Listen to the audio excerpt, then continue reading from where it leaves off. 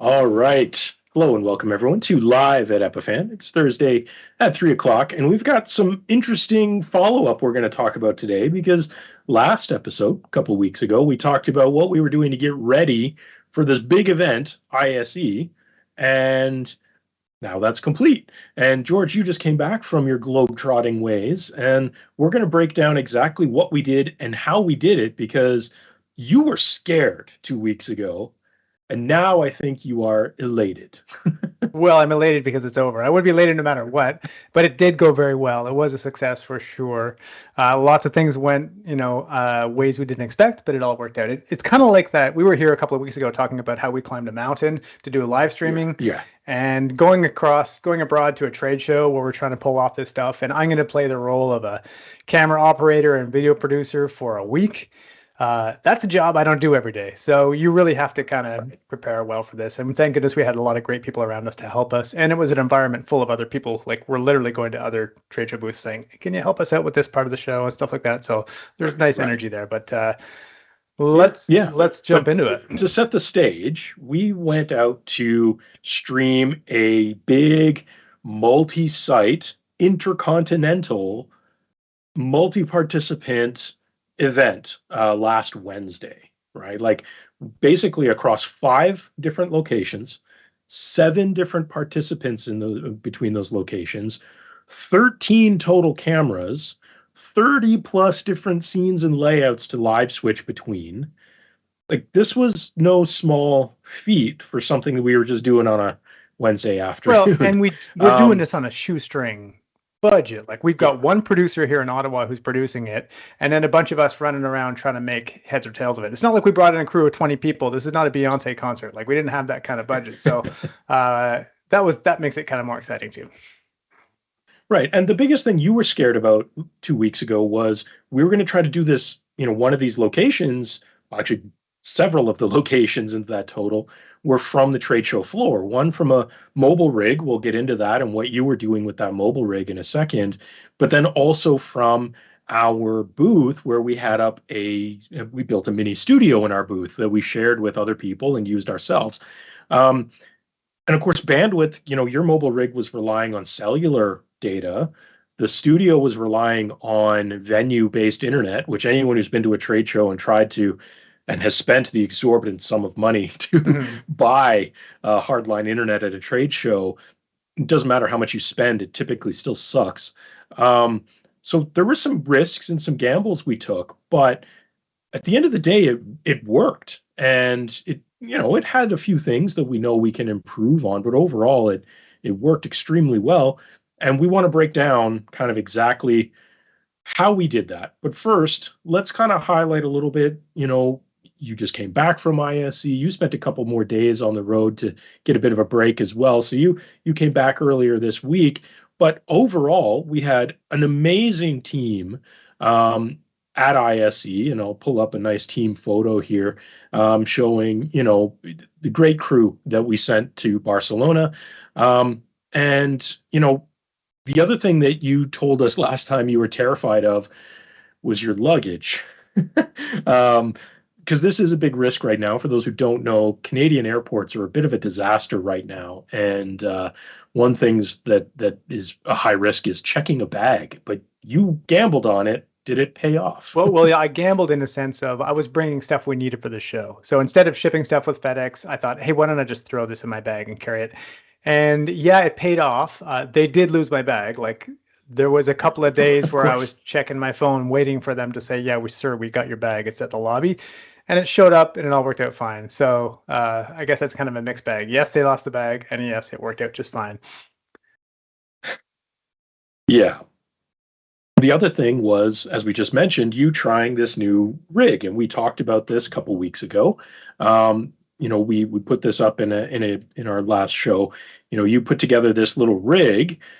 How did that go? Yeah, did you end up having to make some changes? Yeah, I'm looking for. There was some of it worked and some of it didn't. So straight up, this little like selfie stick style Japanese tourist thing for doing vlogging style content around a show floor was amazing because I could really like tell a whole story by myself. I didn't need to be. I could be on both sides of the camera effectively. and the cameras and everything in this phone were great. So A pluses all around. The challenges was the audio solution I brought, which was this Saramonic little XLR audio thing, totally bit the dust, died, and I had to get on a bus, go down to a photo store in Barcelona, and try to learn Spanish in a hurry. And it worked out eventually because I came home with this DJI, I always say DJI So do I. mic setup. So this is like an AirPods case where I can open it up and it charges all my stuff in it. But what you'll find inside is beautiful. Small little receiver, which clips right into my phone. So this just plugs into the lightning jack or the USB-C port of my phone for receiving the audio. It's got little meters and a little touch screen so I can adjust it. And then two of these little clip-on lav packs. And obviously these are not as pro as the Sennheiser lavs, which I went over with, but they're so convenient because I can walk up to a guest and say, like, you got like 30 seconds? I clip it onto them and then we go. So that was a delight, just like the easy use side of this thing and how light and portable it was, and the audio that we got from it, aces. So like I said, I don't do this every day. This is not my full-time job. Learn on the fly, and now I think we're better off for it. So yeah. So we pulled some of that together, and I'll just pull up this clip from the event that ultimately we did last Wednesday. And here, we're not going to play the audio from it, but please go check it out on LinkedIn. It was fantastic. It worked extremely well. We covered a lot of things in a little over an hour.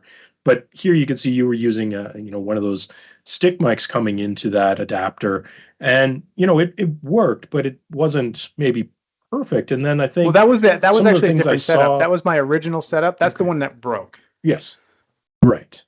And honestly, what I heard of content that you did after you got those little lapel mics, it sounded better. Quite honestly, it was pretty impressive. It's because it was idiot proof. It was all about the user experience, because I couldn't really monitor audio in the other setup. Like I was trying to mix and match like a run and gun phone style setup with pro audio, and like it was more of a two-person kind of setup that I had built. This thing here is like built for, hey, you want to start a YouTube channel. What you were doing.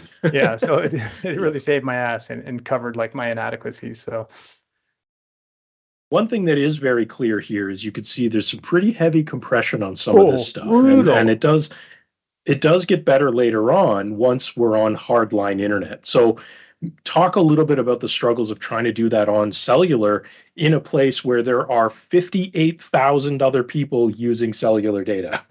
Well, it's like you said, it's pretty evident in the footage. I went outside of the conference hall because I thought I might have better luck than being indoors, and it didn't help me at all. It was still a really noisy shot too. I mean, noisy, like lots of visual stuff, which means a lot more data. Yes. So then it just compressed the hell out of it. So I would have been better off if I shot against like a nice plain wall. Probably would have made me look sharp. But instead I got greedy and I wanted a nice crowd shot with all these people walking around, and that was a dumb idea. And so, yeah, the footage did not look good. Fortunately, it was a short little clip. It was just a, hey, we're here at the show thing. And so that didn't go great. But as you can see from the clip that you're looking at right now, all the stuff that we had hardwired, that stuff was rock solid. And the facility internet was great. Unlike our past experience, it was solid. We had a lot of bandwidth there. So everything else was good. But to your point, we still don't have a solution for great like mobile setups without a bonding setup in a place like this. Right. We're using Teams, like we're putting all this through Microsoft Teams, which is built for people, doing that kind of thing. But even still, it couldn't compensate. Yeah, and we'll describe that more in detail in a second. I just wanted to show this picture of our booth. And just off to the side here, you can see the little kind of mini studio we set up where we had some of that stuff coming in. And, the top was open, so, there was still some noise, but that's good because otherwise, if this was closed in, it would get so hot in there. So, there's some compromises you end up having to make when you're doing this kind of thing. And we've done it before.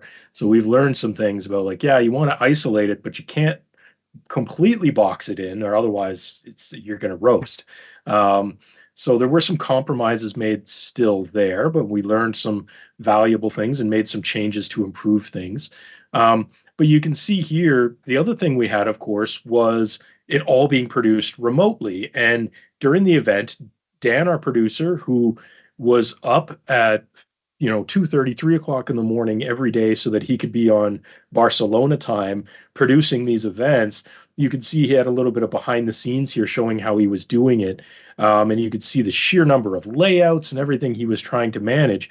Again, this was, 7 different participants and trying to put it all together in about 15 minutes for the main body of it. And then Nick and I went into some Q&A where I was in our Ottawa office here in Canada. And Nick, of course, was on the show floor in Barcelona and kind of going through all of that, which was really great. And honestly, I think the biggest thing there was you were running around in that mobile rig. We were using Teams still, which through Epiphan Connect meant we could bring all of that into Dan's production workflow that he had running. Mm-hmm. Yeah, it was a really simple experience for, like, when we talk about Connect and we talk about our products in general, we try to make things easy for the far end so that contributor can always just join a Teams call or just something very simple, because we know that's a big challenge for a lot of people.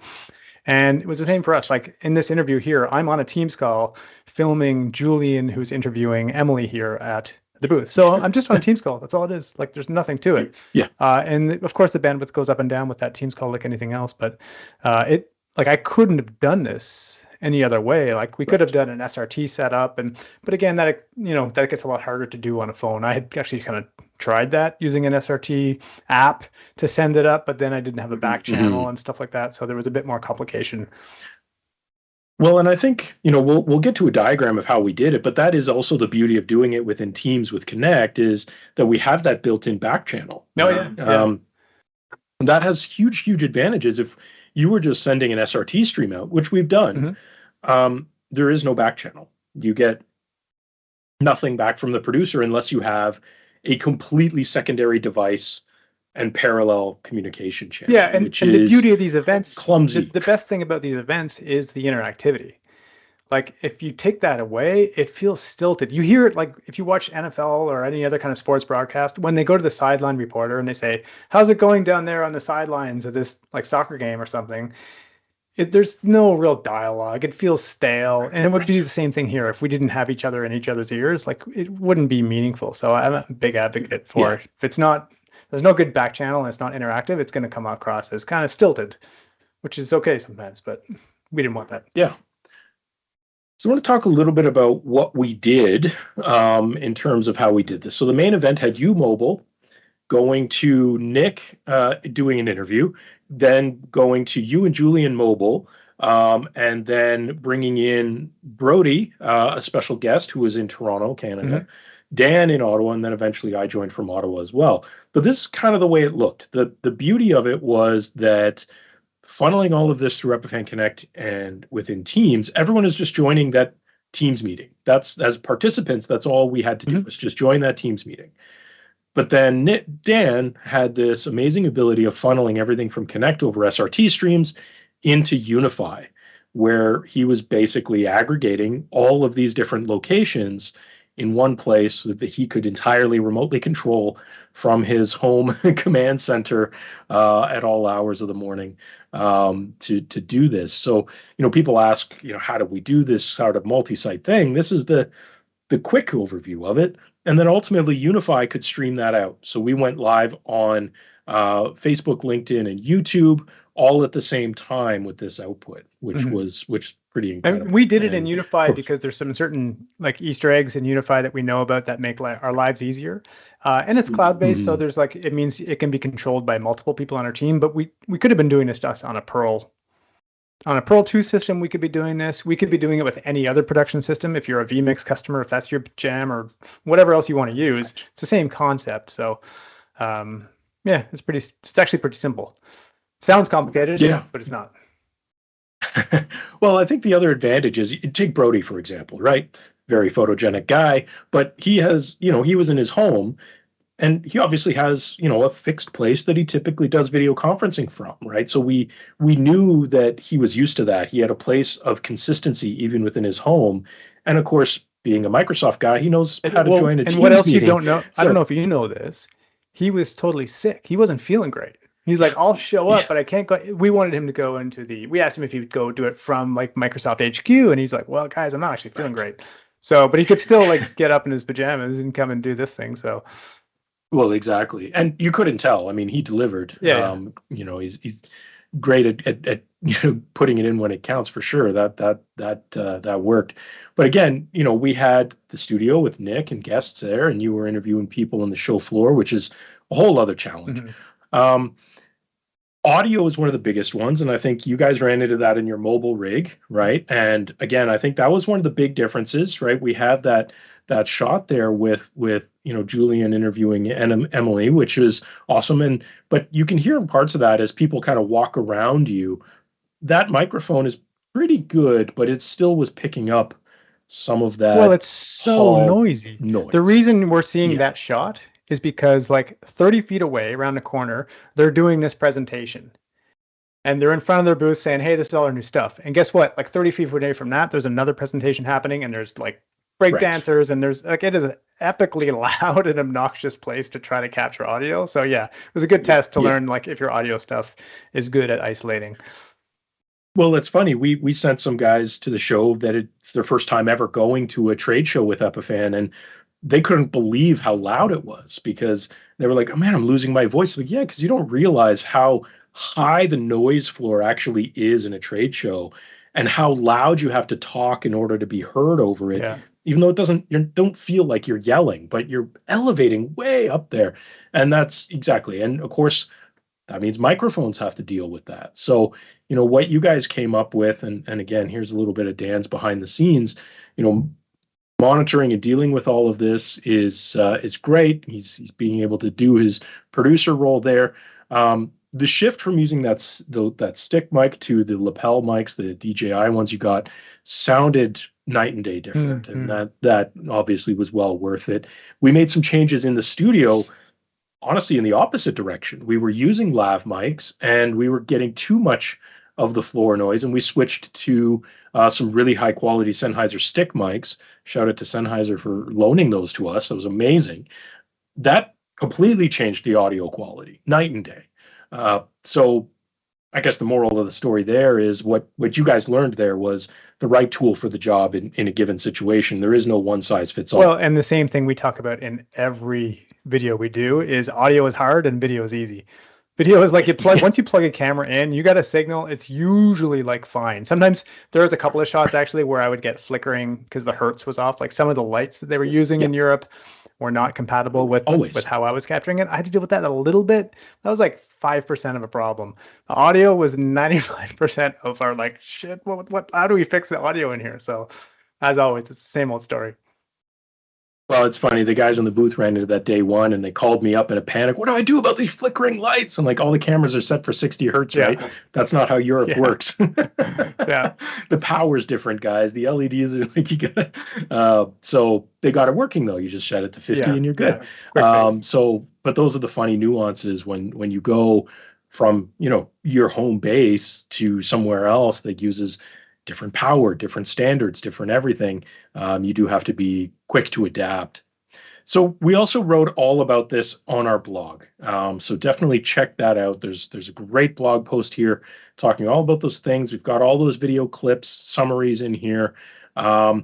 Great stuff. And overall, the event we delivered was big success. Our studio was used by other people to do their interviews and their events. Also great success. So we're going to keep doing that, right? That's the Well, yeah, idea. it's us eating our own dog food, like we get to say, and it's very logical. We're using the tools that we're talking to customers about, so it only makes sense that we try to flex that and do our best on that side, and it's fun. That's the other thing. Yeah. Yeah, no, absolutely. So if anyone watching has any questions about this, please throw it into chat here. But otherwise, what's the next show that we have queued up where we're going to do something crazy like this? I'm not ready to commit. Like we have big ideas, and I want to get some. I want to look some people in the eye before I commit to what's next. But we tend to go to most of these major trade shows and do this kind of experience. This one was so great. I'm sure we'll do it again. So, um,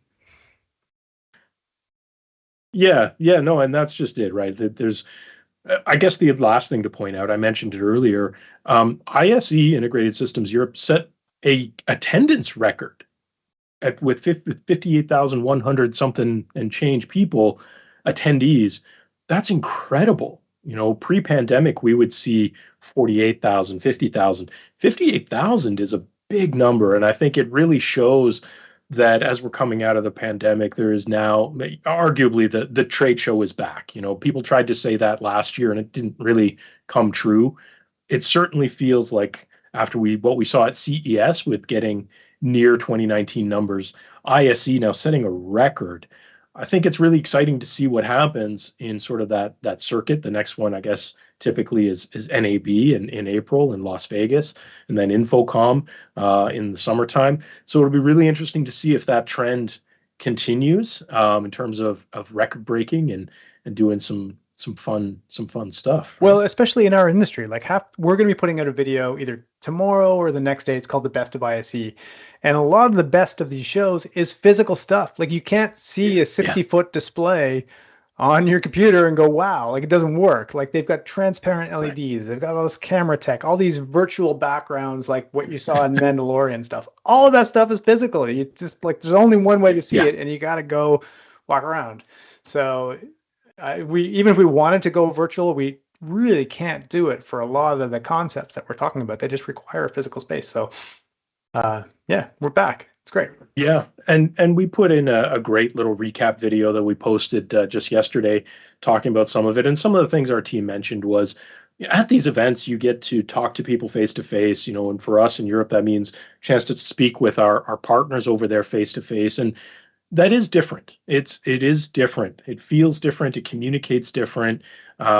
You can more easily go, oh, wait, let me go grab this and take a look. Or let me walk down the hall and grab this other company, this other partner and talk about that, and that, we had some great interactions with Canon, for example, right? They had a fantastic booth with all these setups, some of it including Epiphan Pearl Mini. And it's like that, them being able to say, oh yeah, you want to know more? Well, their booth is over here. Just go walk down the hall and boom, there it is. Like that is something that you can't virtualize, I think. No, you can't, because everybody's like a piece of a puzzle, right? So most people come into these shows, they're looking for like 14 things they can string together to make their like crazy mousetrap. And so they got to go find, 13 other people aside from us to figure out how to make that work. So yeah, it's a good point, George. Yeah. And I guess the last thing there is, and it's kind of in the title of our blog, we walked away with 6 awards from ISE, which is absolutely incredible, very humbling. Just great to see the recognition coming from the industry. Incredibly happy with that, and in some great company with others that took away a number of awards. So, fantastic show overall. We gambled on some interesting production stuff. I would say we learned some things, but overall it worked. Is that the best way to summarize it? Yeah. Yeah, we got to take these risks. It's funny. I'm pretty conservative about this stuff. I'm always like, no. Let's do what's going to work. Unless mountains are involved, in which case you're all in. Outdoors, I'm in. But for these things, it's hard to, we bite off a lot more risk than I would ever advocate for. We're doing stuff that's kind of reckless in a way, but when it works, it makes you feel really good. So it's fun to be a part of. It's fun, and we'll do it again. Yeah. Sure. Well, that's great. I think we'll wrap it up there. Thank you, George, Thanks, for joining me to talk about a little bit of this. Yeah. Thank you so much for making it back in one piece and fighting your way through airports to get back home. And hopefully nothing went missing on the way back home either.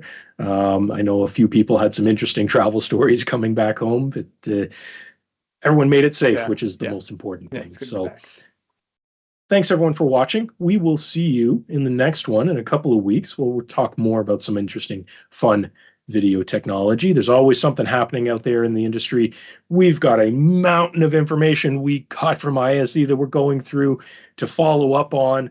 And if you chatted with our team there, if you were lucky enough to attend in Barcelona, we certainly will be following up with you at some point as well. And there's so much stuff. We learned so much stuff looking around, and we got to dissect it all and figure out what's next. So thanks so much for watching. We'll see you again. Be sure to like, follow, subscribe, and see you next time. Bye-bye.